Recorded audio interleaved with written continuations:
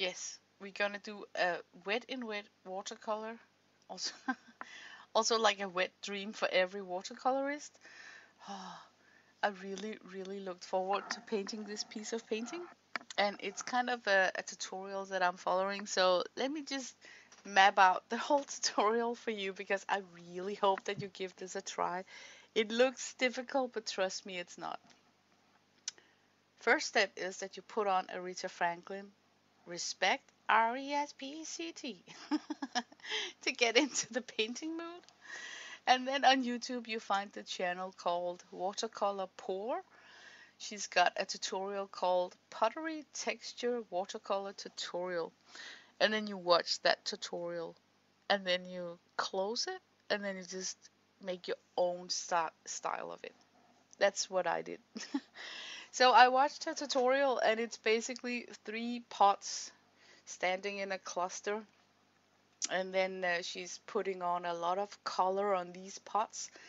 So what's fun about this painting is that it doesn't matter if you draw it wonky or because it's homemade pottery, right? So it's not perfect.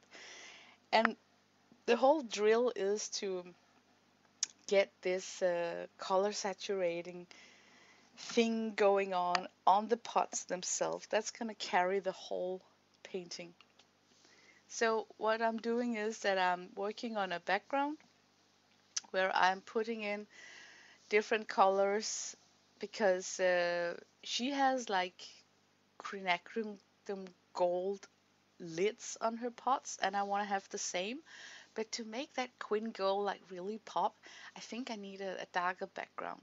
So what I do is that I make myself a mess with core paint, and I'm gonna try and call out the paint. So in case that you want to know what pan I'm picking. For the background, I'm using some cobalt teal and also some green gold and some transparent brown oxide. And that's just an underpainting. And then for the table, I want to work in like a grisaille style where I put down some dark values first and then depend that I'm gonna give it a glaze on top. So my grisaille background is the table is made out of indigo and raw umber, and then I also have a little bit of cobalt teal just to mix it up a little bit. And then I do as she does in her tutorial. I take a stencil and then lift off with a wet baby wipe some of the paint from the background. And it does look very like like there's a lot of pattern in your face, right? And I didn't like that. So I pushed it back with some glazes of sap green and also put in the raw umber because like I said, I needed it to be like really dark around the lid of the pots and pans. So yeah. Now my image is gone from the video editor. Why it I am so technical challenged. I cannot see exactly what I'm doing. So now I'm forced to learn how to stop the voiceover and come back. Oh, or should I just wing it? Okay, I'm just gonna wing it. Okay, I think what I'm doing now is that I'm thinking about I got a cluster of things, right? I look at her tutorial and it seems like her three pots are like the same style, and I don't want that. I like that the pot that's in the back got this diagonal striped brushstrokes, so I'm keeping that. And for the center pot, I want to have the same value as the desk and the background because I want the two back pots to be like backing choir, and then I want a focal point. And the reason why I think like that is because usually when I paint things in a cluster, I think it's important to pick one item in the cluster where you're having a lighter coat of color or using some highlighted colors. And with this core paint, I got the chroma, the high chroma set. I'm thinking that the front pot is going to be my focal point. So I want that pot to have some of that high chroma magenta color on it. And then the two pots must remain kind of the same dark value as the background and the table. So what I do is that I decide to use the Viridian green, and I mix it in. First I put a layer down of the Queen Gold because that's a must, right? Queen Gold is like the best paint ever. And I have lids that are going to be Queen Gold, so it's cool that it's represented in the pottery texture. And then I take the Viridian green and then mix in cobalt teal and ultramarine blue to get that special sea green. I think it's called sea glass green, mm, maybe. I don't know. But it's like a very special tealish green that you can get when you mix with the Viridian. And it's very likable to paint with. And that's what counts, right? And then I also enjoy that she has like this ultramarine blue as the rim of the lid of the pots. So I'm incorporating that into my drawings also. Really likable with that light ultramarine blue. I mean, it's just a it's a very nice color to mix with the brown and the teal and the viridian. So all in all, I really like every color that comes in that core palette. So I'm using way too many colors on this painting, which makes it like a wet dream for me because I really like every color in most of my palettes, and then I think it's a shame just to limit myself to 3 or 4 limit color palette. So in a wet dream like this watercolor painting is, it's just nice that I can jump from a lot of colors and using almost everything in my palette. By the way, I'm working on Arches 300 GSM 100% cotton paper. For me, it's like a $2 sheet, so I'm really taking this to the ringer. I am making a lot of wet washes, and this paper is just taking and taking and taking. I remember to dry in between the glazes, so I think that's why I successfully managed to do this without lifting off too much of the underpainting. So that's a good hint right there. Okay, I'm doing this voiceover with no pictures, so sorry if it's taking out of conjunction. You know, there's a difference between what you see and what I'm talking about. So I'll just gonna ramble and talk, um, see if I can remember to get everything in this voiceover. I want the center, the middle pot to be red, but red is a very transparent color. So you need to warm up the lady with some underpainting. And what I do is that are we smart? Yes, we are. So of course we pick an underpainting that's similar to the table. So it looks like the table is reflecting in in the pot, right? So what I do is that I pick mostly transparent brown oxide and burnt sienna as the bottom of the pot, and then when it's dry, I glaze over it with a alizarin crimson to get that really warm red. And I know that on my recorded video it looks like it's brown, but trust me, in real life it's a very warm, like maroon red, because of the underpainting. So that was a good tip. Another tip is that on the lid of the middle pot, I have shadow color that's made out of raw umber, and I am blending something from John Sargent singer when it comes to making shadows.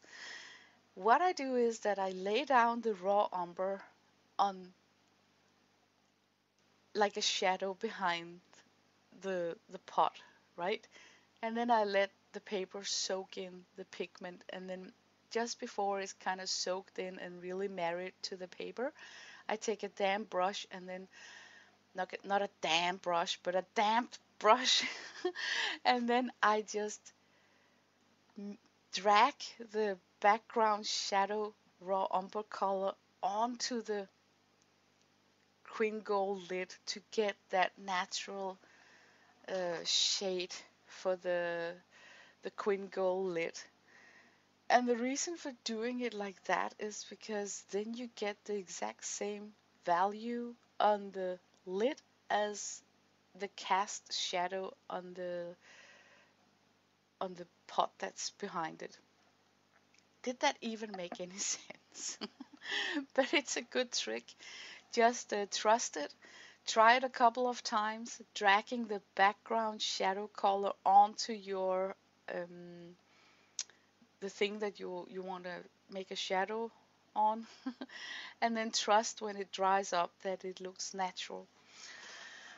Um, I think now that I'm working on the pot that's on the front, and like I said, it's going to be my focal point.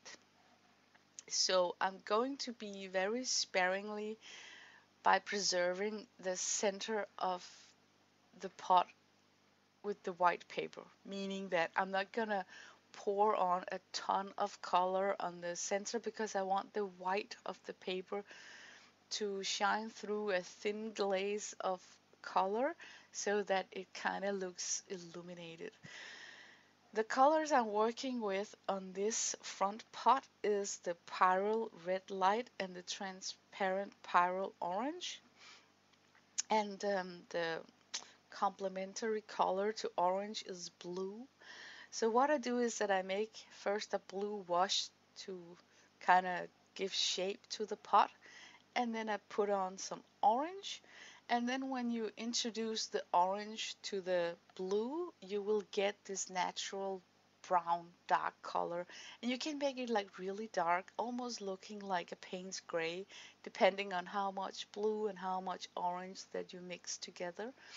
So it's also a nice trick that when you need an area that's got a lot of shading and then two different colors, that you kind of mix those two colors together to get that dark shading, so you avoid introducing a third color which could be like a paint gray, or like a black color.